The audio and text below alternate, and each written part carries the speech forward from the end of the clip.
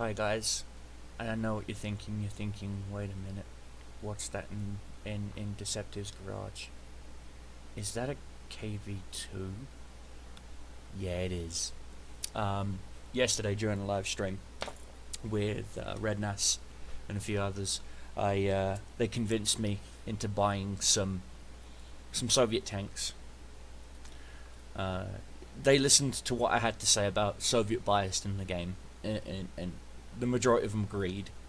But also, a lot of them said that there are some Soviet tanks out there that are not OP, and they mentioned three in particular.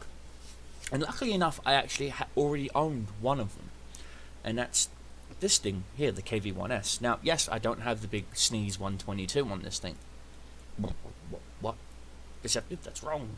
You should keep grinding until you do. Well, I'm getting there, guys. I'm getting there. Now the reason why I'm getting there is I showed one last time. Okay, reason why I'm getting there is simply because I know that they're going to be branching off the KV-1S to a different tank line, and good for them and all that fun stuff. But mostly because KV-1S is just dominant medium tank battles. But that's not what this is about.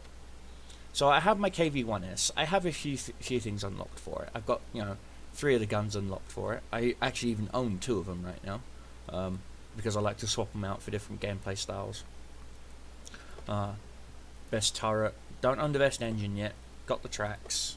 Got the best radio. So she's set up for marginally decent gameplay. She's a supporting heavy. She supports a medium push. She doesn't have the speed to keep up with the mediums, but she's got the firepower and the range and accuracy and whatnot. And then I've got this big blighter, the T150, the most underrated and forgotten heavy in the Soviet lineup, in my personal opinion. Now, when I say that with all the love in the world. As you can see, I'm missing the tracks, the engines, the turret, and the 107.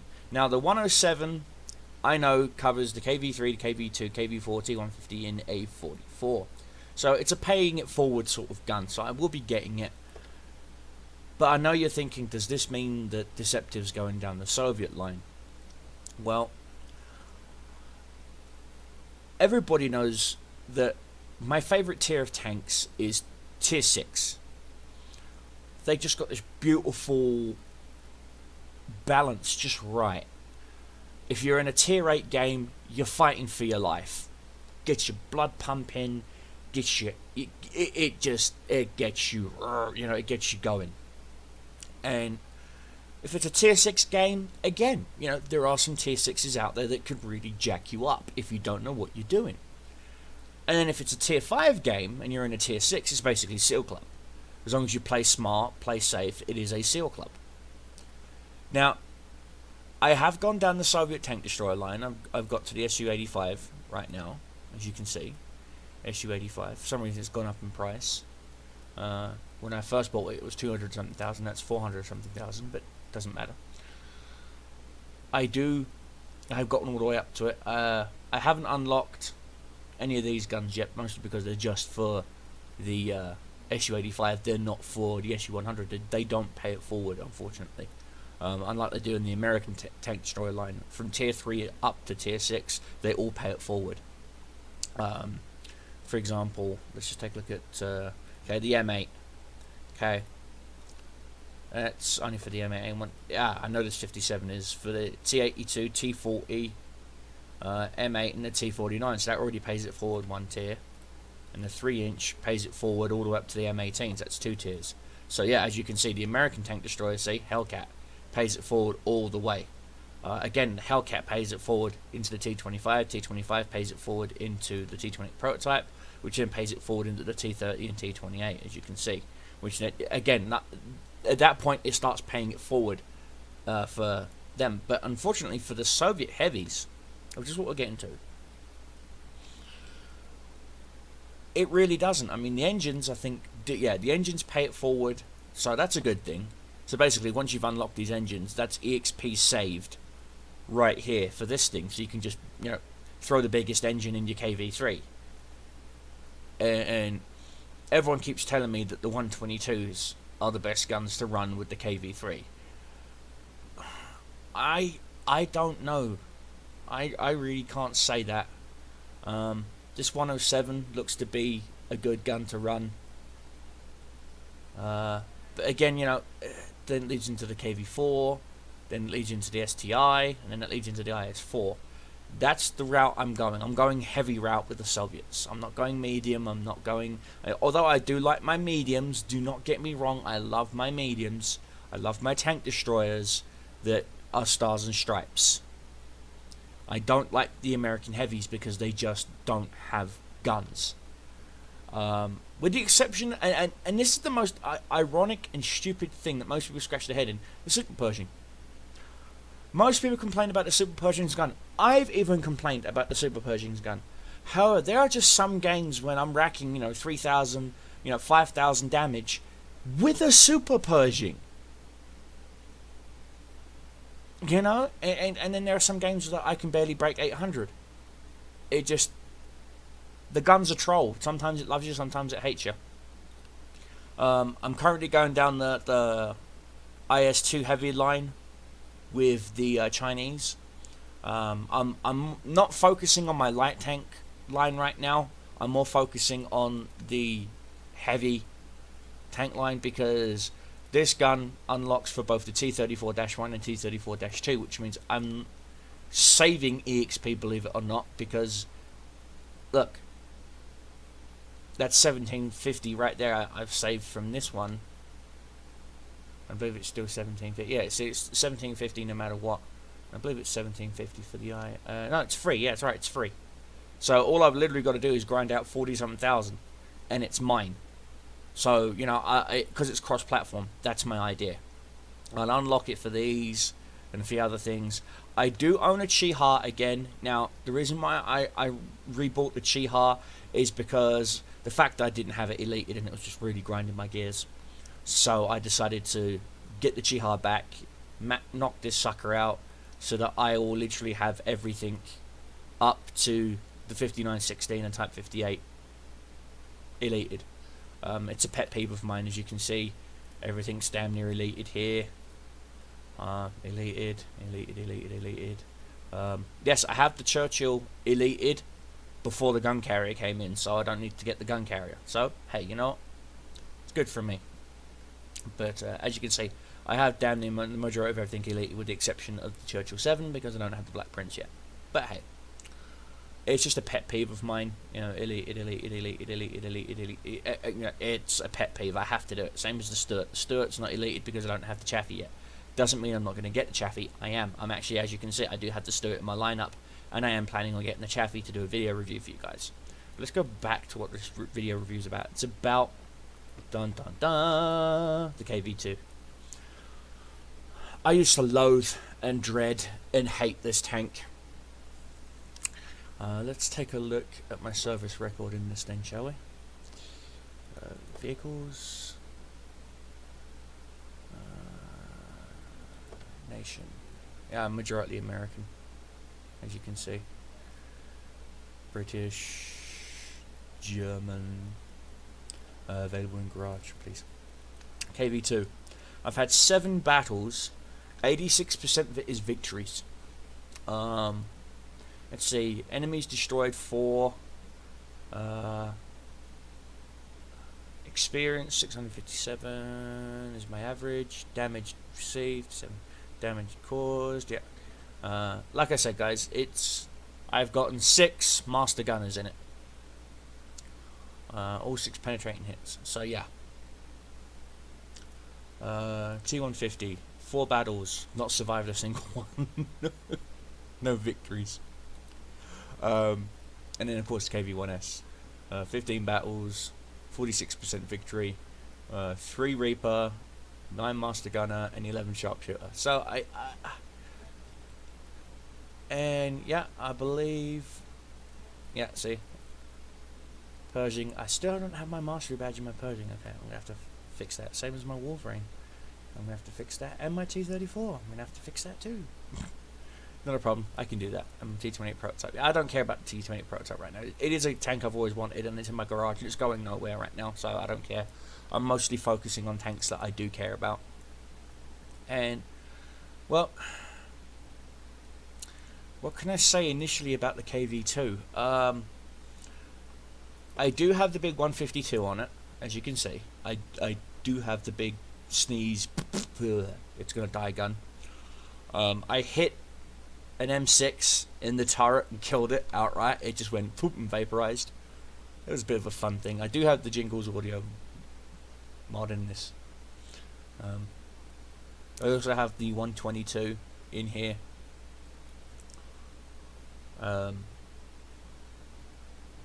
Red NAS convinced me to save up and get the 152.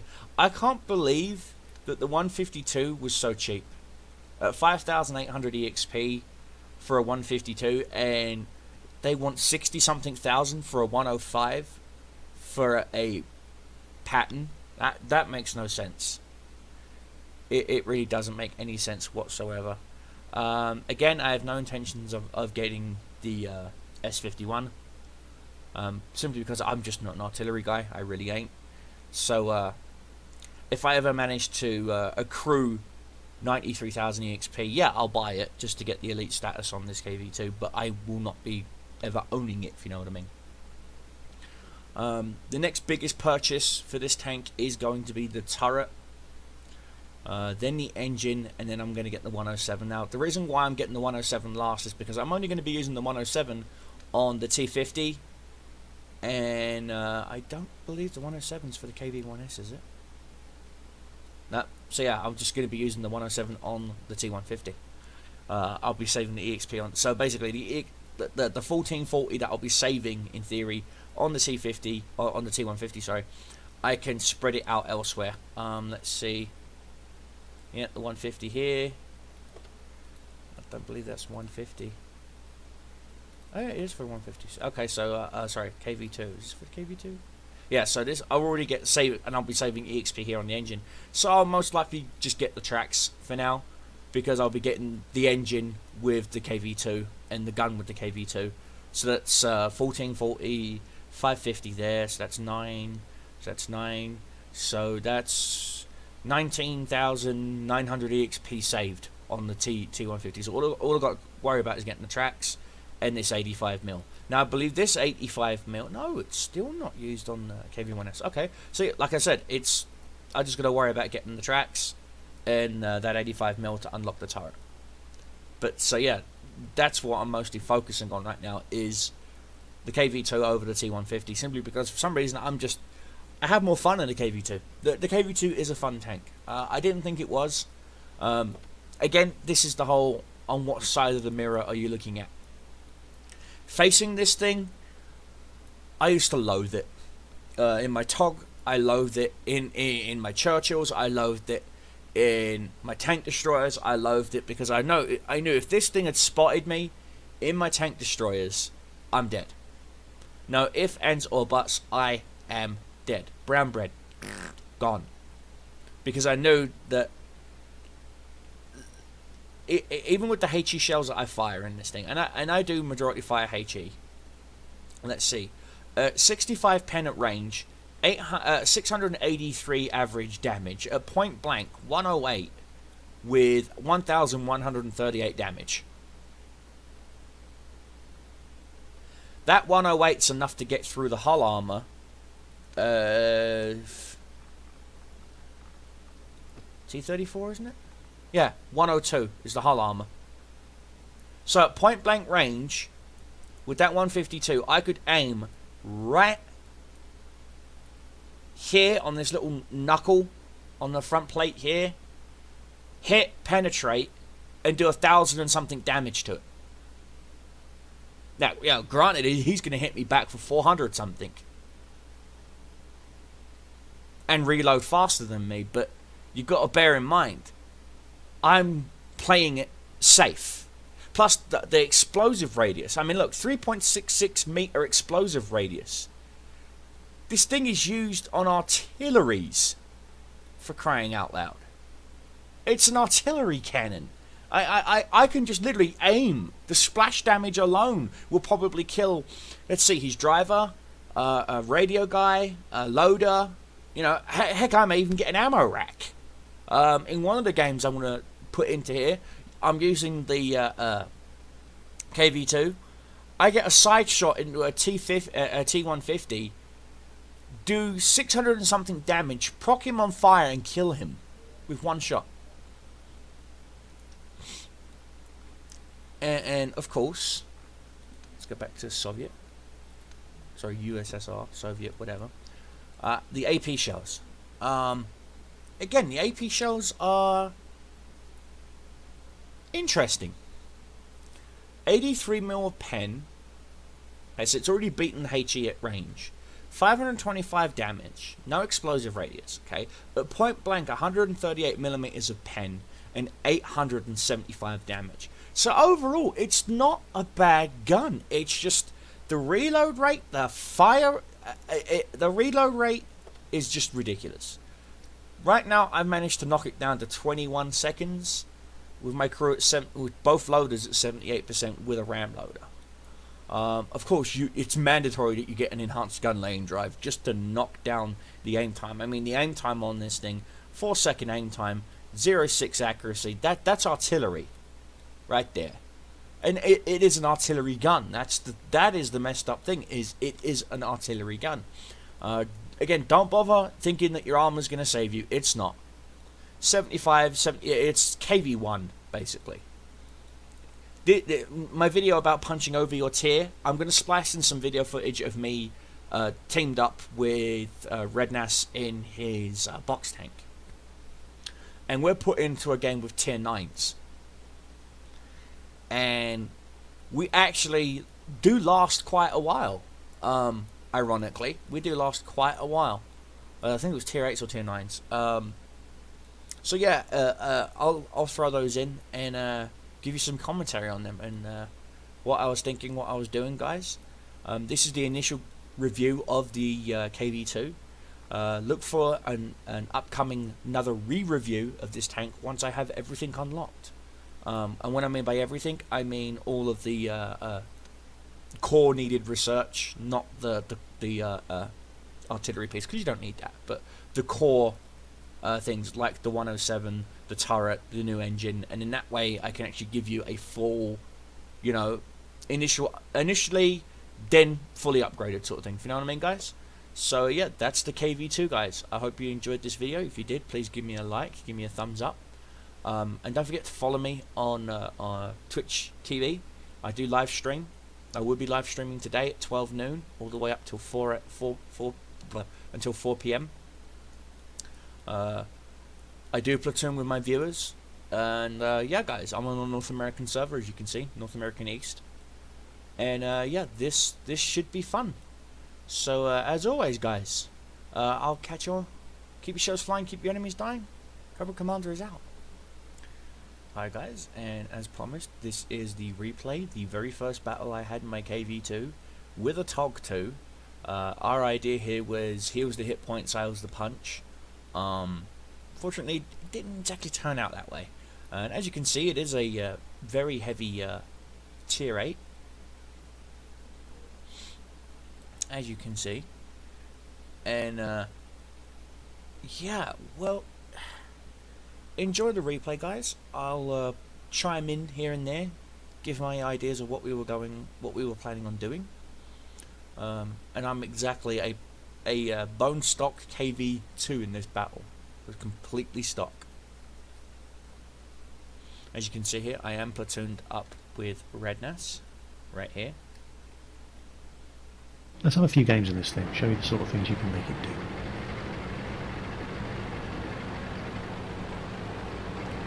Zoom in the map a little bit.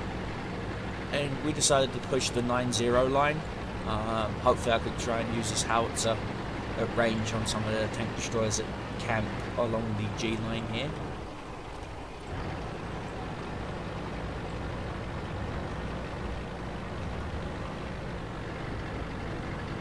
We have with us a T-29, an Indian Panzer, myself, TOG2,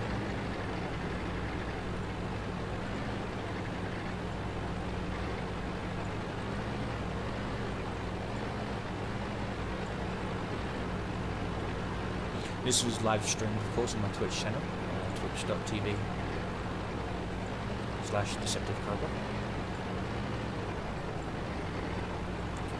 And I was really hoping that the Indian Panzer would light up some targets. Fortunately, the only thing you could light up was a medium over here that was trying to counter spot. And our beach push wasn't going so good, as you can see. We had a heavy silt base AFK botting, scumbag of scumbags, as they say. Two mediums and a TD were held up by 2 heavies and tank destroyer, and another medium pushing the beach. Tank destroyer was contact front. 2 contacts up front now, 2 tank destroyers. And I was trying to tell our T-29 to pull back a little bit. Bounce. No idea where that hit. The aim time on this thing is just ridiculous. But hey, you can understand it. It is an artillery gun, basically pointing forwards, not upwards. Realised that the tank destroyers were going to be focusing on the more closer, more dangerous target, which would be the T-29. And T-29 started taking shots, as you can see from the right there. Pushed forward just a touch to see if I could get some counter shots. There, I just told the T-29 to pull back. Raven 1767. Absolute fucking balls of steel on that tank, on him. Red was slowly pushing up with me because they've increased the reload time on the TOG. So he was using it more of as a sniper, like the Churchill class tanks. We were getting some cover fire from our heavy over at Delta 7. I was really waiting, and there's a T-28. Clutch shot.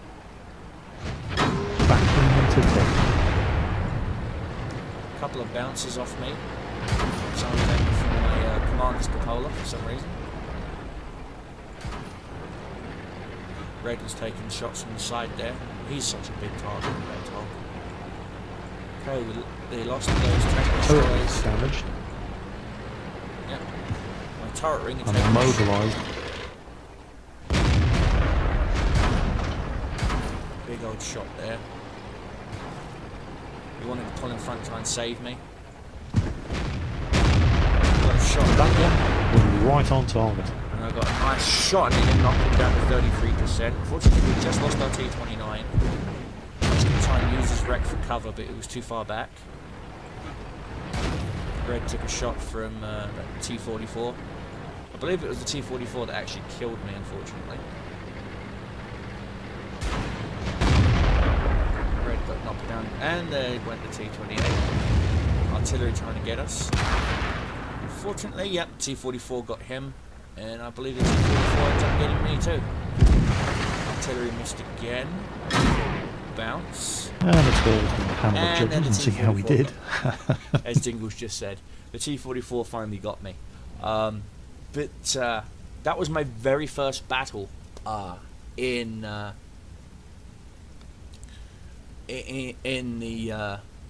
KV2. As you can clearly see, I'm punching way over my tier weight, and I believe we actually won this battle. We actually managed to somehow pull through and win this. But yeah, that's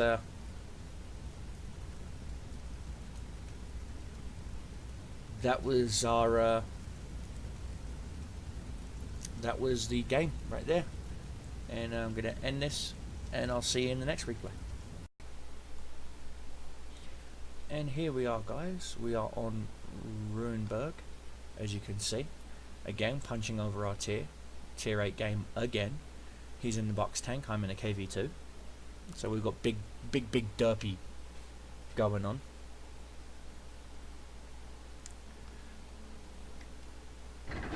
I just skipped it forward there from the start. Tiger tries to give me a shove and try to speed me up a little bit.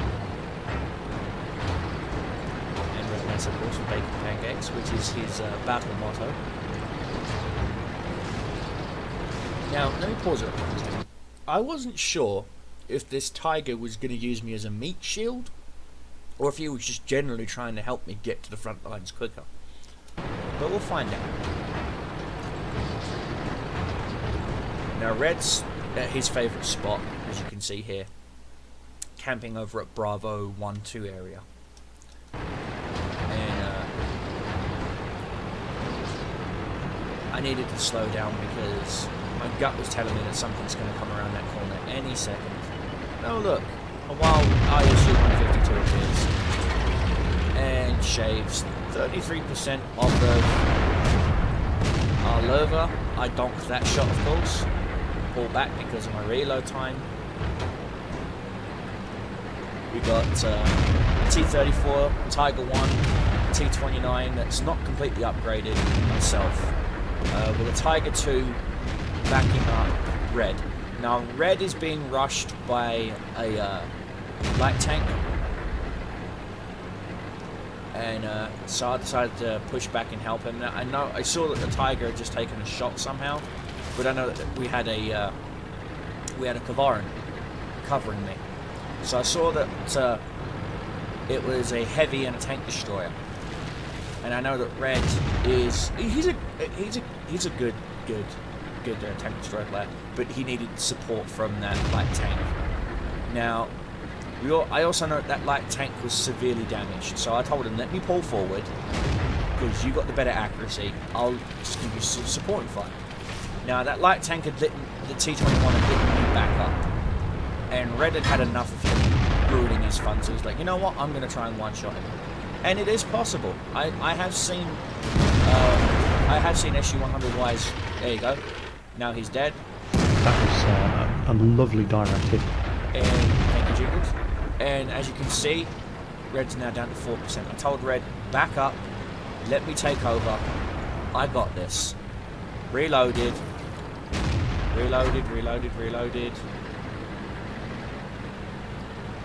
Those heavies have been pushed back. Saw the T-34.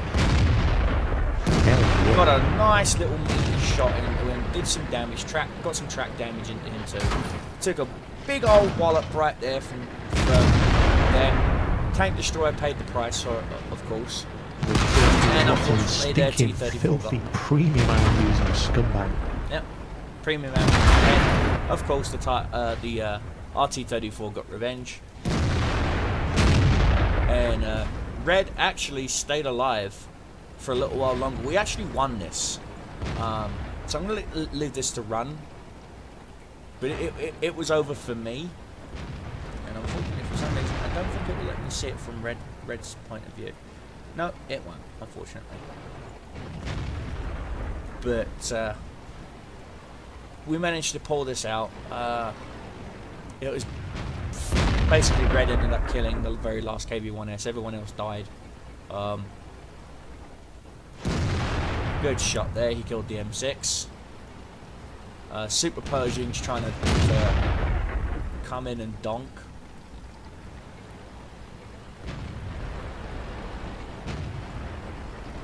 And so our Tiger 2 and Red decided to team up and try and take out these tank destroyers from behind. Of course, Tiger 2 with the long, that's the long 88 he's got there, the big old 300 and something Alpha gun.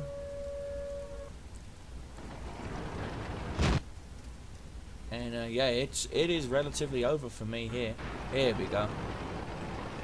Now it's letting me change. It's likely to be a significant issue.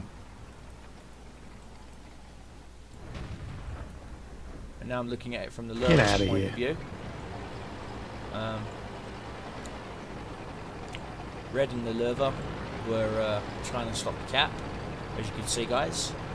The enemy's down to one artillery piece, a Super Pershing, now that's now gone, so it's just the KV-1S and the M12.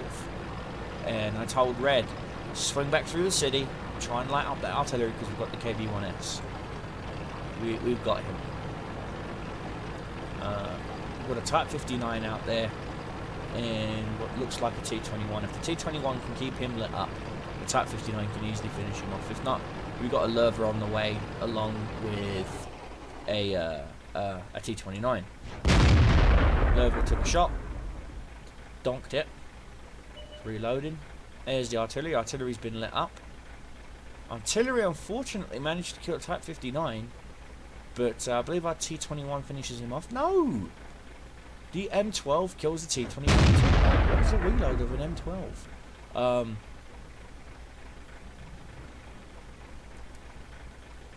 But we're still doing good. We're still doing good. Lerva's not moved anywhere. Okay, now I switched over to red because I wanted to help red here. And in one game, he actually got steel wall in his SU-100 away. And so he's going to let the Hellcat rush forward because the Hellcat's got the speed and the ability to react. He's, as you can see, red is on low hit points. He's got a full crew, which is a good thing, and all his modules are intact. He's not been ammo racked. You know, his ammo rack is not damaged. KV-1S has been lit up. Take a shot. Sees the artillery as well. Waits for it. Waits for it. Shoots. Gets the artillery. And so he starts to roll forward. We know where the KV-1S is. We've got a heavy pinching in from one end. We've got a tank destroyer pinching in from another. We've got red coming in. We've got another heavy now. The Tiger II is starting to move forward a bit to try and see if he can't get a snipe shot. This KV-1S, we know he's damaged. There he is. He's down to 29%. Red waits. He waits. Sees if he moves. He doesn't move. Now we know for a fact that he knows that he's dead. He knows that this KV-1S knows he's dead, so he's going to do what he can, which is he's going to bum rush this Hellcat. Artillery misses. Red thinks he can get a sneaky shot in between the buildings. Of course not. KV-1S rushes forward. Red goes to get a shot. KV-1S moves. KV-1S knows he's done. Shoots, gets it. 233 alpha. Excellent shot. I congratulate Red on his 4 kills. On his 3 kills, sorry. And he completely makes my KV-2 look like it's useless. And in the next replay, and as you can see, guys, we're on Swamp.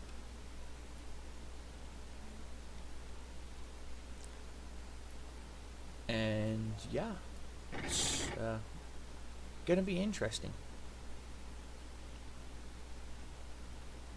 Gonna move it forward here a touch. Past the initial start point, and I tell Red I'm going to this little city, this big old city area here. Type 59 says he's going there as well. We've got a Lerva and a T-29. And I'm thinking, great, I got some decent heavies with me. Now here I'm telling him, the moment I cross the bridge, literally the second I cross that bridge, I'm going to hit this little ravine and go up. That will give me shots into the swamp, and it will also give me shots into the city. He said, that's not a bad idea, let's do that. Now he tries to give me a bit of a push to try and get me going. And we're going across the bridge. All of a sudden, we've got a light tank lit up. The Cromwell's gone, and we've got some heavy tanks over there. I tell him, heavy tanks, contact front, don't push me. Try and go around, we need you alive. He's like, no, we need you. It's about you, we need you. Takes a pot shot. Misses. I take a shot. Get a nice little chunk out of that T-34. He takes one in return. I keep telling him, go around me, I need you alive. Unfortunately, it's too late. The T-29 gets one in and finishes him off. Now, at this point, Rednass says, I'm on your 6. I'll keep an eye on you. So I'm like, thank you, Red. So Again, I'm trying to push around. Big old city push, like normal, coming in. We've got a heavy, and a couple of mediums and a couple of tank destroyers giving support with a couple of heavies and a medium up on the A line, trying to hold off a great big push of heavies. Now, this is where I spot a wild T-150. Now, I'm going to go into zoom mode here, so you can see this. I wait, I wait, I wait. I'm thinking, pull back a little bit, pull back a little bit. Thank you. Direct hit. Or set him on. We will steal the kill. And then there you go. Hit him, proc him on fire, he's gone. They lose their T-20, which is a T-50, sorry, which is another good thing.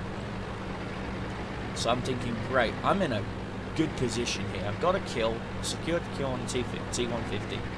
Help those guys. They've now just lost their T-71. Unfortunately, Hummel just nailed our lure. So I'm thinking, you know what? I'll see if I can't really spook this T-34.